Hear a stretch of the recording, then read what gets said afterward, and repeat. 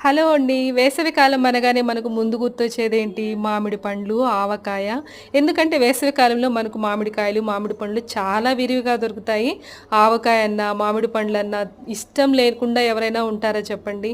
మామిడి పండ్లు ఎంత ఇష్టమున్నా గానీ ఒకటికి మించి మనం రోజైతే తినలేం కదా! ఎందుకంటే మామిడి పండ్లకి వేడి చేసే గుణం ఉంటుంది. దానివల్ల కొంచెం మనం వెనకాడతామనమాట. సో, అలా వేడి చేయకుండా ఉండాలి అంటే మామిడి పండ్లని ఇలా నీళ్లు పట్టేసి ఒక గిన్నెలో నీళ్ళల్లో పెట్టేసామనుకోండి ఒక గంట పాటు, ఆ మామిడి పండుకి వేడి చేసే తత్వం ఉంటుంది కదా! అది తగ్గిపోతుందంట. ఇంకా మనకి పైన రస్సి అదంతా ఉంటది కదా! సో, అది నీట్‌గా క్లీన్ అయిపోతుంది. చూడండి ఎంత జ్యూసీగా ఉన్నాయో. ఈ పండ్లయితే ఉలవపాడు మామిడి పండ్లు.